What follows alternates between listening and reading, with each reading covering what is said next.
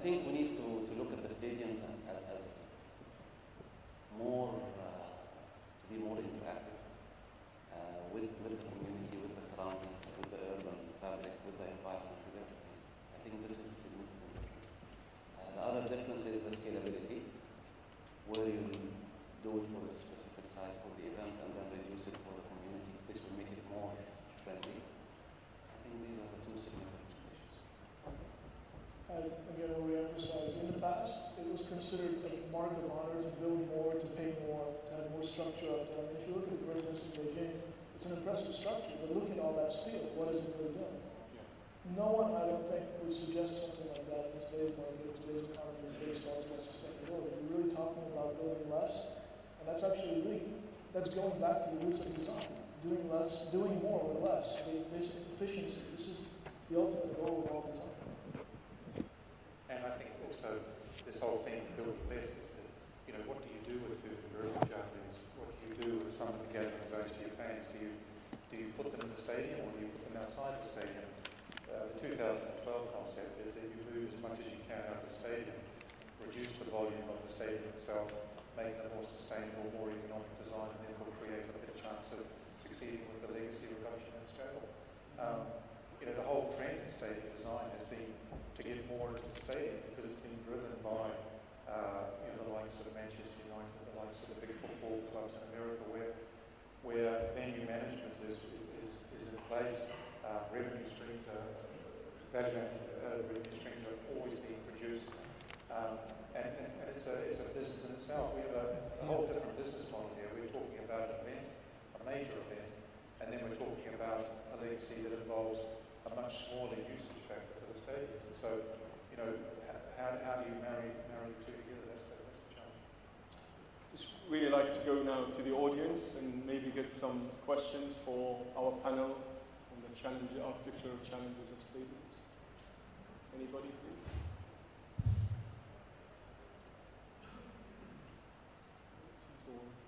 Well, I guess, final words from you, Tariq. Where do you see, I suppose, 2022 in terms of architectural design? And I think it is more geared now to value management, to create value, and this value created will be created in a way that it will be sustainable. Hyder, final words. My hope is that this is going to be a FIFA Cup that really shows the value of integration. I don't think really anybody, with the exception of Business, remembers the stadiums from past World Cups.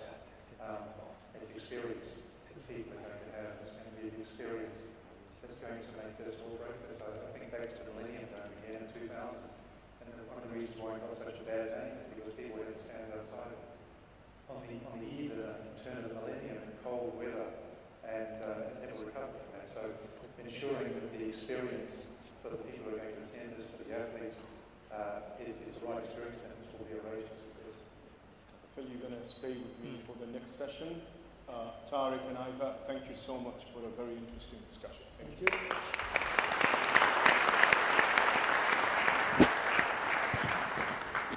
I think we are back on track with time, so would like to invite our next panel on the cooling of stadiums and surrounding areas.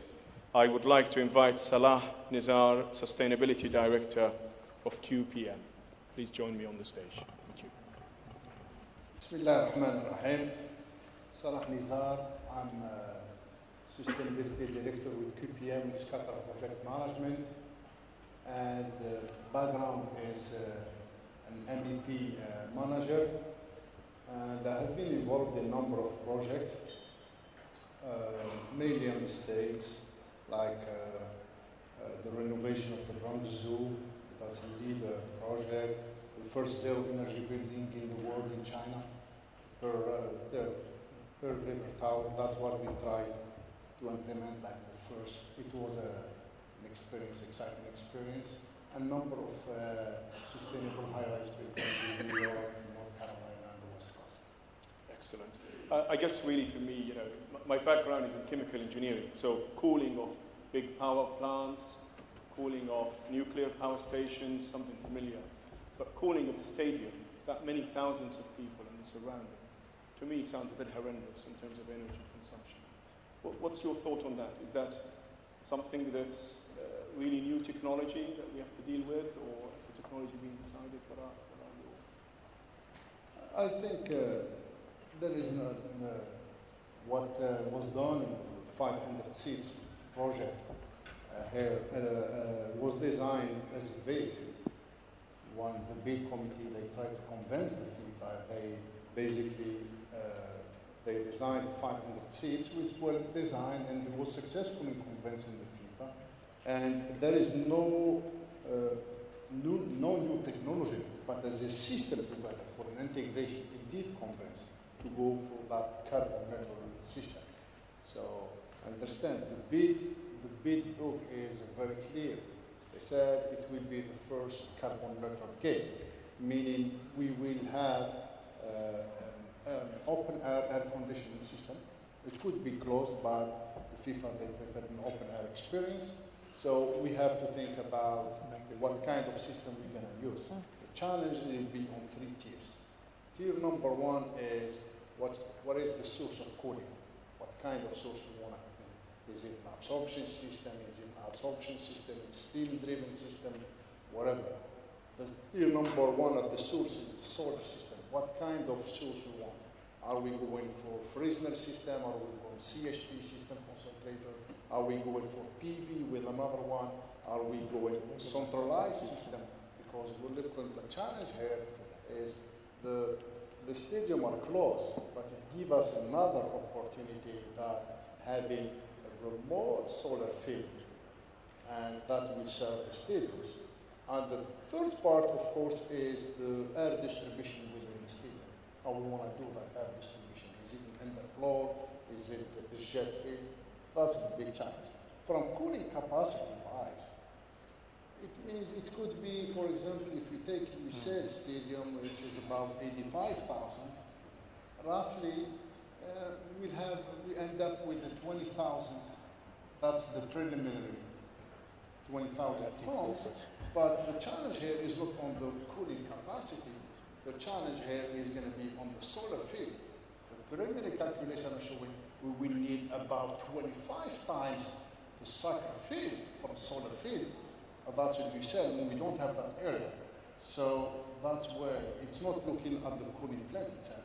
We have to look at the entire system, how we can integrate it and deliver that carbon and above that, because what is going to remain for legacy is the solution that Qatar will provide and will remain as a solution to be used for other countries. Because the moment we create a carbon neutral solution or zero energy solution, after the game, that solution could be shared with third world country in Africa, where the football will be played in the summer. Also, we will be able to take about 55% of the demand load due to the AC in the summer by providing, look, the entire economy scale will change by just providing that solution. So we need a little bit, it's not only we're going to cool stadiums. We are trying to shift the way we produce cooling, and we are trying to shift the way we generate heat to produce that, and also we are trying to shift the way we will do the air conditioning industry in this region. So I guess carbon neutral solution sounds, very interesting. Do you think the solar then energy technology proposed will actually help in that? I think, you have 2 options really. Air conditioning is just taking some of the energy out of the air and putting it somewhere else. And so, there are 2 choices really here. You either have a carbon neutral cooling generation capacity in close proximity to the stadium, which brings up all sorts of practical limitations and also costs on the budget. And that's within the schemes proposed to date, using solar collectors and absorption chillers and equipment like that. Or you say, well, look, let's centralise that as part of the national generation capacity, like they're doing in many other countries where the grid is just being a recipient of renewable energies, Germany, UK, and so on now, where carbon neutral technologies are part of the overall power generation capability of the country. And Salah touches on an interesting thing. I've always thought that exporting these stadiums to other countries after the event has been limited to the stadiums. If you wanted to also export the cooling systems that go with it, then obviously you need to look at local solutions. So I think, in my mind as an engineer, I think from an engineering perspective, from my own personal perspective, a far more interesting approach would be to do it local because that would be interesting to design. But I think in the broader context of Qatar and for the legacy of generating renewable energy in the future, I think something central is probably preferable. So back to you actually on using the solar energy technology in a country where I guess storms are quite common. There's a lot of dust that goes into those cells, the efficiency of absorption, etc. How reliable do you think that energy going to be for cooling those stadiums? Yeah, it means here we need to, when we say solar solution, it doesn't mean PV. Solar solution could be an array of solutions, as I said. PV could be one of the solutions, but we need to develop in the beginning a model. We need to develop like kind of system selection matrix to study each option, and at the end come up with, because it's going to be a full integrated solution with a final score. So, of course, PV will be really affected with the dust and humidity. We are seeing today a new technology coming up to more than 20-25% efficiencies on PVs. That would be a solution, but from cost effectiveness and from overall system, that's something we need to look at it. The second option really is the freezing system. It's a new technology. It's really, that's what was used, part of it in the 500 seats. It's used in Masdar, prototype, a number of projects. It's an industry that could be, because they're using a mirror. So for this mirror, they have an auto-cleaning system. So it's gonna save a lot from the maintenance-wise and keep the efficiency of the system. It can give you up to 500 degrees, and the system really, the cooling system, it doesn't need that particular. Now, when we go third one before moving, it's the CHP. The concentrator also are fine, very proven technology. If you go to Spain, south of Spain, and we produce electricity with them. Of course, they need maintenance, and they have oil, and oil could have a fire, synthetic oil, expensive a little bit, but feasible. So, from solar technology, I think we are close to that solution. As long as we find a solution for the field, is it going to be local or regional? And both we need. Is it more wiser to transport this chilled water or to transport steam? Of course, it makes more sense that you transport steam, because the district cooling is very sensitive to the heat. Now, from the cooling wise, its absorption is not only solution. Plus, the absorption has a very big challenge, is the water. Absorption chiller, they consume 1.4 times, 40% more than a centrifugal, meaning, and the water scarcity in this country is huge. We are consuming 1.1 million cubic meter by day. It means, look, last year, with the statistics, 35 million cubic meter in July. It means it's a huge component. So the solution has to integrate the water factor. It's not about energy, because I could find a solution that works very good from energy-wise, but it's not good from water depletion. And the water in this country is related to the energy because it's going through desalinization. So that's a very important factor. I think absorption did work for small scale, but when we go to bigger scale, I'm not sure, we need to study that well. Plus, the level of temperature, chilled water, gives you up to 9 degrees, because it's derated 9 degrees, you cannot do too much for dehumidification. And the FIFA medical committee is very clear. We are talking about wet temperature global. This temperature, the wet temperature, because this equation defined by the FIFA, it's only 10% of temperature dry, 20% for mean reading, and 70% for wet bulb. Meaning the factor here is going to be dehumidification. How we can do dehumidification instead. Phil, back to you, I guess, on the energy aspects. So integrated grid versus independent power supply. What's the risk? What's the pros and cons? I think if you take all the GCC countries at this stage, I don't think there's an example where you can backfeed into a grid. I'm not quite sure the terminology is right, but they talk about smart grids where you can feed both going forward and going backwards. If you have locally generated power or locally generated cooling, then you effectively are competing with the main grid. And I don't think any local generation can ever compete with the scale of the main grid. It's got to be controlled, and at the end of the day, in this country, I think that in my mind, it's probably better to generate it centrally. It can be done a lot more efficiently. I'm not suggesting that it's necessarily economically feasible, but there will come a time when the renewable energy requirement will need to be implemented.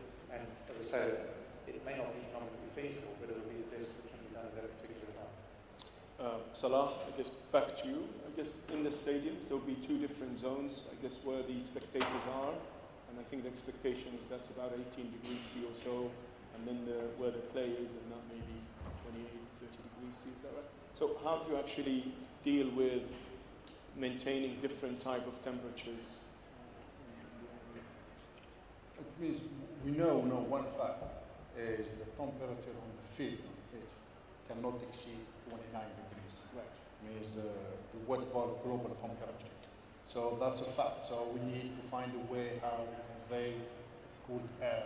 Because by the way, on the side, we have panels, we have journalists, so we need to find a way.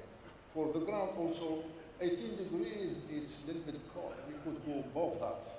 Basically, the thermal temperature, it could be 24, 25, but we could above that for the ground because the outside it's 46. You don't want to create that thermal shock too much. It means you're going to work on it. The key element now is how we can have a sustainable way of delivering that cool air. Because if you do a double slab and underseal, it works. But later on, how we're going to dismantle this, how we're going to move it, cost-wise, it's going to be costly because it's double slab. So that's a number of iterations the CFD work is now undergoing to find what is the optimal way. So I think that the first stadium could be a good experience to define what is the optimal way to deliver the comfort for the spectator, for players, what's the best way to provide an energy efficient cooling plant, what's the best way to provide the solar. So, and coming back to the thermal at the end is not like a big challenge. You can always work on it with displacement ventilation, low speed velocity, and always the challenge would become to the source. Phil, I guess they talk also of cooling the surrounding open areas. Has solutions been proposed for that yet, or is that still I think still developing like the whole cooling strategy for the development. It's very, very difficult to provide cooling itself outside. If one looks at the Prophet Mosque in Medina, where you have examples of large gatherings, what we have there is a number of umbrellas, very, very, very wide umbrellas, which operate almost on the basis of mobile crane technology. They open in the summer and shade the worshippers at the mosque. So, in my mind, the first thing is to do is to get people over the direct sun. The second thing is how do you give some sort of sense of cooling there? Typically, in outdoor venues within the Middle East, over the years gone by, the likes of desert cooling has been used, relatively affordable form of just taking the sting out of the hot air. And you will find now if you visit restaurants, outdoor restaurants, and such like, that sort of technology is being used. But I think to put in wholesale air conditioning for these areas is simply just not feasible in the areas that you're talking about. You know, if you go to a stadium in Europe in winter, you don't expect the outside to be heated up. You expect to be cold. You wrap up. Well, the disadvantage we have here is that you can't take your clothes off in the heat. So you dress appropriately for the conditions. But I think shade is a big issue. I think possibly landscape greenery around the site to keep the wind out. Those sort of passive measures are going to be very important. And see rotations from there. I mean, again, a lot of modelling needs to be done to look at the exact amount. I guess, Salah, you know, these stadium schooling technology will really be a legacy for global sport, not only a legacy. Do you think that will have an impact on the way we probably cool houses in the Middle East, and so dictates really some sort of new ways of reducing the general cost on energy and using some of the renewable? What's your thoughts on that? I think that's one of the legacy of the game. It's the solution will not only be applicable for the stadiums, also applicable for the fan zones, for the training centers. And when we talk about the fan zones, I agree 100% with you. The solar mitigation principle such as number one. Always we start with passive. But the experience showing in Souq Waqf, in Qatar or whatever, from business-wise, it has been number of several tentatives to cool the air, to keep people going in certain months. That's from business-wise. And they used evaporative cooling, they used other things, and people are not happy. And one of the things now that everybody is expecting, how we can have an open air conditioning, but it has to be sustainable. The sustainable way, it means a reduced scale. We can talk about absorption. Absorption system with low, because they require low temperature, about 60 to 70, the temperature. Vacuum tubes can do this, and we can use absorption now. It's available in Europe, in Spain, and Germany even are using it for villas. It means that prototype could be used. And once we have that, because basically we are working on air conditioning, training center or fan zone, but that technology would be, after the game, would be in Souq Waqf, on other malls. We know a lot of new malls are already looking for this. After that, what we're gonna find? That we are shaving about, if we do smartly and efficiently, we can shave up to 50% of the demand, meaning we don't have to generate that power now. Now, we know Qatar are producing now 7.1 megawatt, and they have to go to 220, I think, to 10. The water now is 1.1. We have to go 2.1, it's double to 20. So the big challenge is on energy, how we can find a solution that will reduce 50%, it will have economic impact, but also social impact is within the 3 months. Now we see all the kids are on the street, are leaving the countries. And the football they cannot practice. By providing an open air experience for the kids, they will have the opportunity to practice in the summer. So, and we will see a lot of camps, we will see the football in progress locally, and we see also the family. You bring a good point. 80% of the people have obesity. 40% of the kids, they have asthma. The only way is to practice sport and to push the family. Pushing the family out is providing the right environment. Now, the thing is how we can do that right. Final question before I go to the audience, gentlemen. I guess there are so many probably technical issues and decision on, localized cooling versus grid versus, maybe an impact. When do you think these things have to be resolved? I guess the clock is ticking. Key is having enough time to commission and run it from an operational perspective. The proof is in the pudding, really. It's how that would run at the end, and having time to correct and be able to adjust and make sure. So do you think any sort of suggestion of time frame on these issues? Basically, the deadline is set, 2015. We're going to see the first step. So I think the work has been done. A lot of people are working on it. A number of schemes are on the table. And we have to wait for the first prototype. And based on that, we'll see. We waited Yeah. But do you think that the technology should be resolved before you start building, Phil? Yeah, definitely. Yeah. Definitely. I mean, look, you know, if we talk about the technology within the stadium, I think how the cooling is actually delivered within the stadium, I think can be resolved relatively quickly. You have two areas: you have playing surface, and you have the spectator areas. So I think those two problems can be addressed separately, and I think they can be sorted out. And once that's done, then you have your prototype for all your stadiums. Okay, you can refine it based on the actual operating, measuring the operating conditions within the stadium. You can do that and you can tweak it as you go along to future designs. On the other side of the ledger, how you generate the chill water, the cooling medium, I think that can be held off a little bit longer. This stage, I'd like to go to the audience and invite some comments or some questions, please.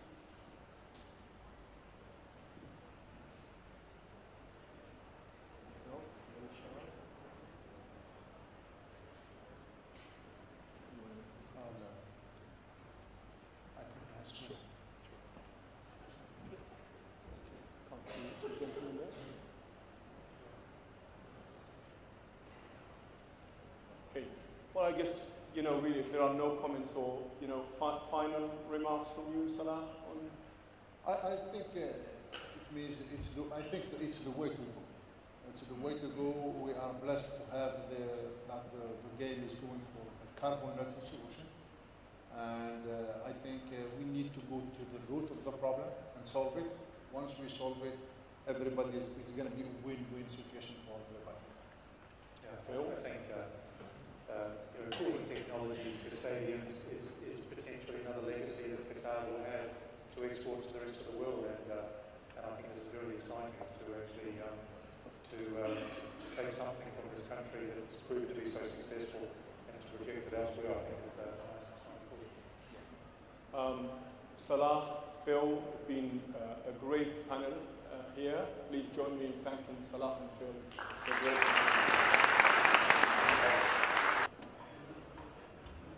Next session is integrating arenas within the master plan. I have great pleasure in introducing our next session moderator, Martin Hay, Director of Architecture at ACOM. Martin Hay is the Director of Architecture at ACOM. Hay is a member of the Royal Institute of British Architects and has a master's degree in environmental design and engineering. He is head of the Qatar Green Building Council's technical committee and was one of the first consultants in Qatar to become a QS-AS certified green professional. He's a regular speaker at international conferences on sustainable design and development, and both written articles and built projects have been published in the construction press. His proposal for a rotating solar shield for all buildings in hot climates featured in several engineering publications. Please join me in welcoming Martin Hay. Martin.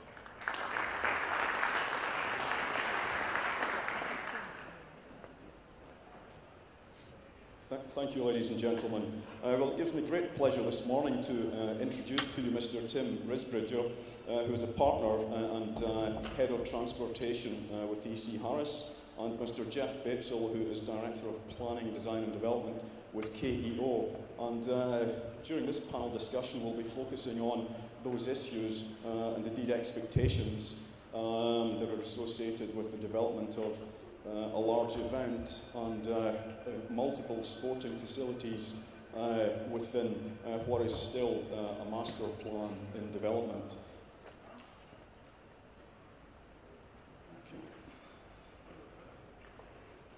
So I think in terms of questions, the first question is quite a general one and probably very pertinent in the context of the master plan. I'd like to start off first of all though by asking how many people in the audience actually live next to a major sporting facility or football stadium? Okay, it's a relatively small show of hands. How many people in the audience would like to move closer to a major sporting facility or football stadium? Okay, well that was a smaller show of hands. In fact, Well, indeed, that's really, really key to what this discussion is going to be about. What I'm going to ask a gentleman to my left is, in the context of the Qatar National Master Plan, do you feel that enough consideration has been given to the integration of the stadia within the master plan itself? And that's particularly with regard to the mix of uses, the demographic, and sectors. I'll put that question first to Tim Risbridger. I think first thing I'd like to sort of maybe think about a little bit is the master plan, 2030 master plan, actually looks at some pretty significant objectives for the country as a whole. And it talks about moving the economy from being a carbon-based economy. And these are pretty big objectives. And I don't think you can ever be in a position where you've done enough in planning for that. And for me, it's about looking at your socio-economics as they develop and keep on developing and planning as you go. And I think one of the key objectives I think that have been established and will need to continue to be established is how do you keep flexibility in your plan? And I think some of that has been talked about earlier, about how the sustainability agenda was talked about. And for me, it's, how do you create a broad-based economy and achieve the objectives, the shorter-term objectives you have set yourself around the 2022 plan? Okay, thank you, Tim. And I'd like to ask the same question of Geoff. Well, I mean, I think there's levels in this. I can see that there's a lot of thought. I mean, there's the national vision, there's national strategy, and then there's a master plan. I think that the first two levels of that are basically plans of ideas. And the idea of a master plan is actually, it's planning for the physical growth of Doha and of Qatar as well. And because the genesis of that plan actually predates the 2022 initiative, yes. I suspect if you have anyone in the room from the MEP, from the national plan, they'll say that they've had to sort of go back and work with this, right?